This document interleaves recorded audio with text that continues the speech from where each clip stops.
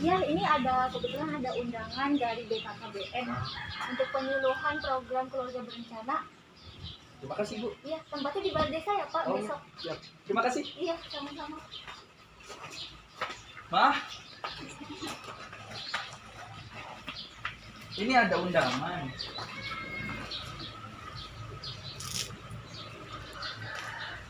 Undangan dari siapa? Katanya mau ada penyuluhan BKKBN di Balai Desa. Nah, kebetulan kan kita kan sudah menikah, tapi kita rencananya mau nunda dulu kan kehamilan, karena kamu lagi ada kontrak kerja. Jadi misalnya kita tanyain ya. Yaudah, berarti kita ikut aja kali ya. Iya, ikut aja. Yaudah, oke. Yaudah, aku mau ini dulu ya. Ya, aku mau pergi dulu. Yaudah, hati-hati.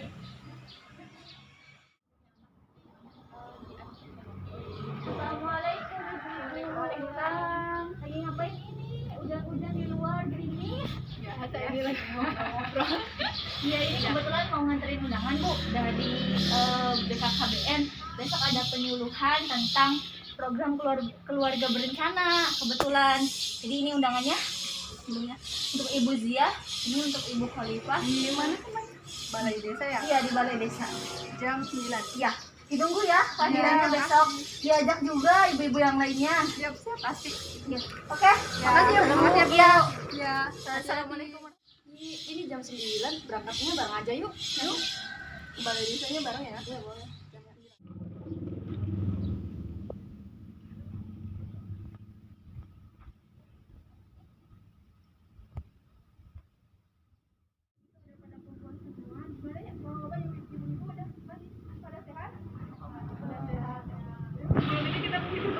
Iya, betul, boleh. Waalaikumsalam warahmatullahi wabarakatuh. Ini gimana nih kabarnya ibu-ibu, bapak-bapak? Pada sehat? Alhamdulillah. Alhamdulillah. Kalau gitu. Mungkin kalau nggak sehat nggak bakal berkumpul di sini ya. Iya. Jadi mungkin bapak-bapak, ibu-ibu di sini juga udah pada tahu ya apa sih tujuan kita kumpul di sini. Mungkin dari perangkat desanya atau ibu RT-nya juga mungkin sebelumnya udah ngasih undangan ke masing-masing rumahnya. Nah, jadi dikumpulkannya kita di sini mau diadakan penyuluhan terkait program keluarga berencana. Nah, ini mungkin sebelumnya kita perkenalkan diri kita dulu. Nah, di sini kami bertiga dari tim BKKBN. Di sini ada Ibu Risma, kemudian saya sendiri Adita, kemudian di sini ada Bapak Ahmad. Jadi ibu-ibu sama bapak-bapak di sini sebenarnya udah pada tahu belum apa itu keluarga berencana? Apa masih samar-samar atau gimana? Masih samar-samar. Tapi saya percaya dan saya yakin mungkin sedikitnya ibu-ibu bapak-bapak di sini udah pada tahu ya apa itu KB atau keluarga berencana, karena kan mungkin ya, yang datang ke sini juga yang udah pada berkeluarga, jadi harus tahu sedikitnya. Mungkin di sini sebagai awalan saya mau menyampaikan sedikit dulu apa itu program KB atau keluarga berencana. Jadi keluarga berencana atau yang biasa disebut dengan KB itu adalah suatu program yang memang skalanya itu nasional,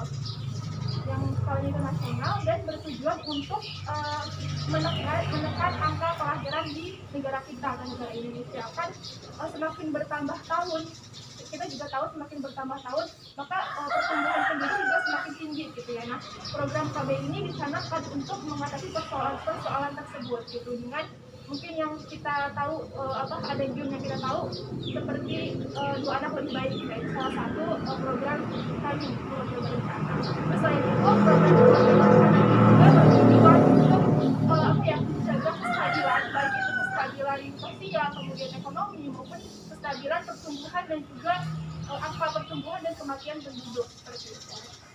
Nanti untuk lebih jelasnya mungkin kami masing-masing dari kami akan menjelaskan gitu ya lebih lanjut lagi terkait program kami ini. Nanti ibu dan bapak-bapak juga boleh menanyakan tuh terkait permasalahan dari masing-masing anggota keluarga kalian yang memang butuh solusi dari kami. Ya, selamat siang ibu-ibu dan bapak-bapak. Di sini saya akan menjelaskan mengenai alat-alat kontrasepsi yang biasanya digunakan.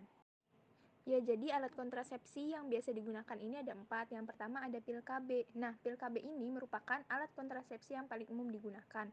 Alat kontrasepsi ini mengandung hormon progesteron dan estrogen untuk mencegah terjadinya ovulasi. Nah, seperti namanya, pil KB ini berbentuk tablet atau pil yang nantinya diminum. Kemudian yang kedua ada suntik KB. Suntik KB ini merupakan alat kontrasepsi yang mengandung hormon progesteron dan mampu menghentikan terjadinya ovulasi. Berdasarkan periode penggunaannya ada 2 jenis suntik KB, yaitu suntik KB 3 bulan dan 1 bulan. Kemudian yang ketiga ada KB implan atau susuk. Nah, alat ini merupakan alat kontrasepsi berukuran kecil dan berbentuk seperti batang korek api. KB implan ini bekerja dengan cara mengeluarkan hormon progesteron secara perlahan yang berfungsi mencegah kehamilan selama 3 tahun. Kemudian yang terakhir ada IUD. IUD ini merupakan alat kontrasepsi berbahan plastik dan berbentuk huruf T yang diletakkan di dalam rahim. IUD ini dapat mencegah kehamilan dengan cara menghalau sperma agar tidak membuahi sel telur. Tadi kayaknya lupa nih jargon kita nih punya jargon. Jadi kalau kita bilang, kalau saya bilang keluarga berencana, bapak ibu bilang 2 anak, keluarga sejahtera. Begitu ya, ikuti ya. 1, 2, 3. Keluarga berencana. 2 anak sejahtera. Kurang. Yuk, kita ulang lagi ya. Keluarga berencana, 2 anak, keluarga sejahtera. Oke, tangan buat kita semua. Ya, alhamdulillah, jadi pemaparan dari masing-masing dari kita udah terselesaikan ya. Semoga dapat dipahami oleh bapak-bapak sama ibu-ibu di sini. Nah, sekarang kita masuk nih ke sesi diskusi atau sesi pertanyaan, di mana nanti ibu-ibu sama bapak-bapak yang hadir di sini boleh menanyakan terkait persoalan atau permasalahan yang memang sedang diresahkan oleh masing-masing dari kalian. Semoga kita bisa membantu gitu sedikitnya. Nah, ada yang mau bertanya di sini? Ada. Boleh, silahkan. Dengan ibu siapa, Bu? Perkenalkan, saya Ibu Zia. Oh, Ibu Zia. Jadi gimana, Bu? Ingin bertanya, kan saya dengan suami saya itu sudah punya anak dan menurut saya itu sudah cukup, dan kebetulan umur saya sudah memasuki usia 30 tahun ke atas. Tadi yang disampaikan oleh Pak Ahmad itu apa sih, usia 30 tahun ke atas itu usia-usia yang rentan untuk terjadinya kehamilan. Untuk kehamilan itu akan beresiko yang tinggi kan. Nah, saya dan suami saya itu kan masih tinggal satu rumah, yang dimana apa sih, hubungan kita itu bisa kapan saja terjadi. Dan untuk menghindari kehamilan itu, adakah tipsnya dari Bapak dan Ibu sekalian? Terima kasih. Pertanyaan yang bagus sekali dari Ibu Zia tadi mengenai hamilan yang di usia 30 ke atas gitu ya, sebaiknya bagaimana. Jadi ya namanya juga manusia ya, ibu-ibu, bapak-bapak, yang namanya manusia itu pasti punya keterbatasan fisik. Semakin tua tentu fisiknya itu semakin lemah gitu. Sama juga pada ibu-ibu, bapak-bapak saat mengandung gitu. Di saat itu tentu butuhkan fisik yang lebih besar gitu ya. Tidak hanya pas melahirkan, saat fase mengandung juga tentunya itu membutuhkan fisik yang lebih besar.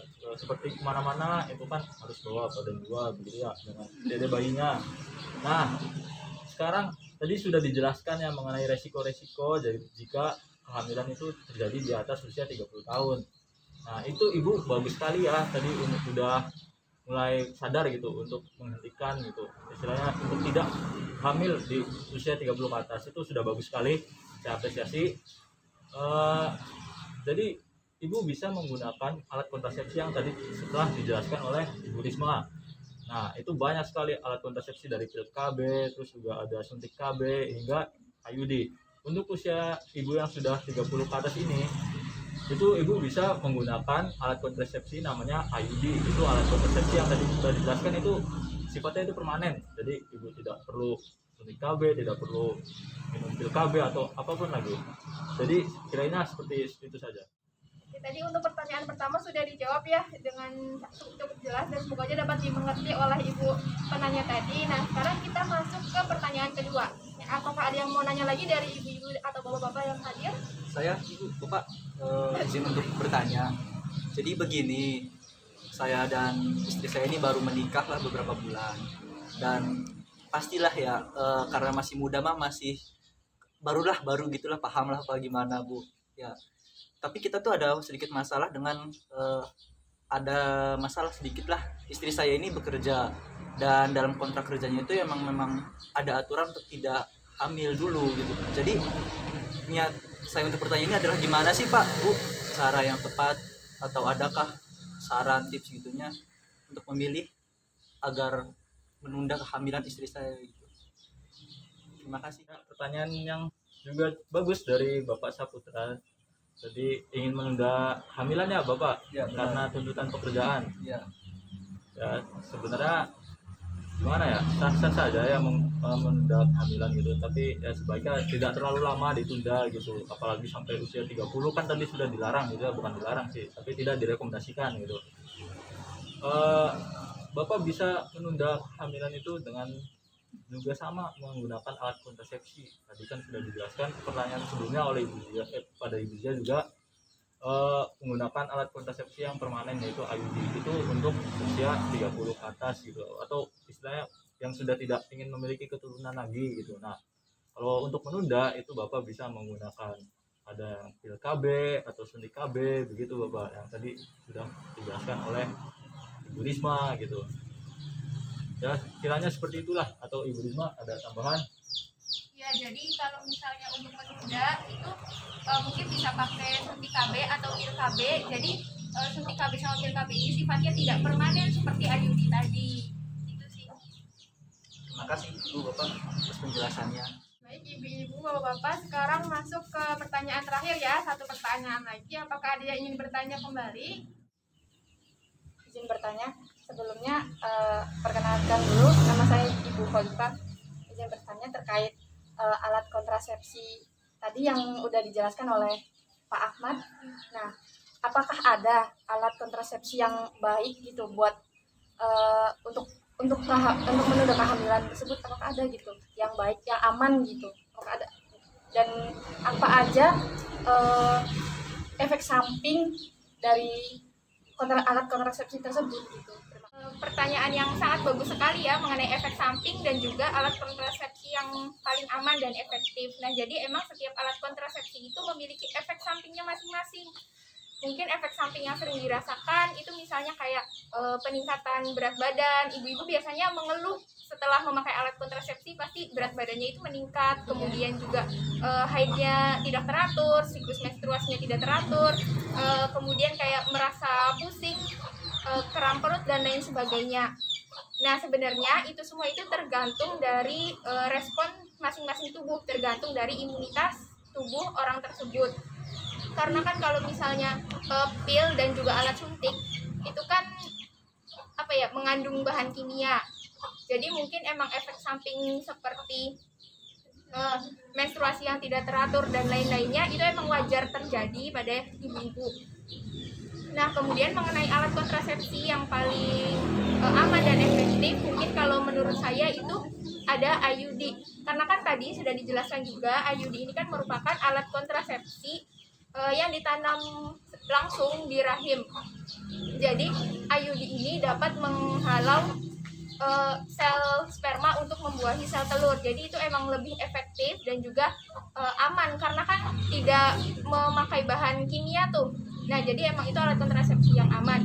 Mungkin IUD ini juga memiliki efek samping karena ditanam langsung di rahim. Jadi mungkin ibu-ibu yang memakai IUD ini mungkin karena sering kram perut, kemudian juga menstruasinya tidak teratur. Tapi itu semua wajar terjadi pada masing-masing pemakai alat kontrasepsi tersebut.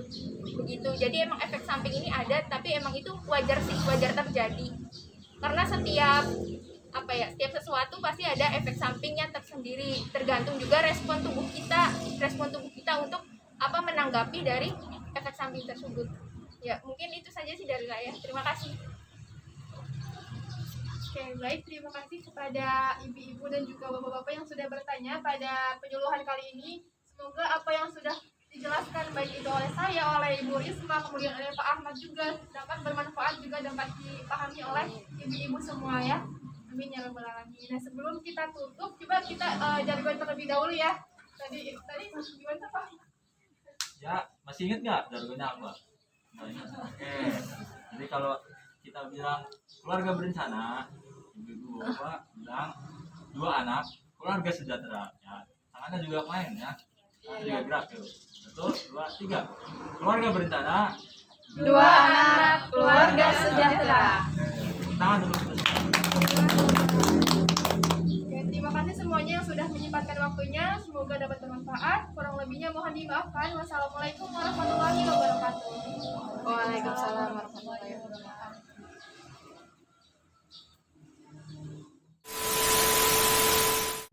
Itu ada di situ. Terima kasih, Bu. Tadi Pak Abil Kan cara suami agar Kok membujuk sih? Memujuk suami. agar tidak hamil gitu ya. Memujuk suami. Apa dulu pertanyaan lupa nanti. Ya, silakan.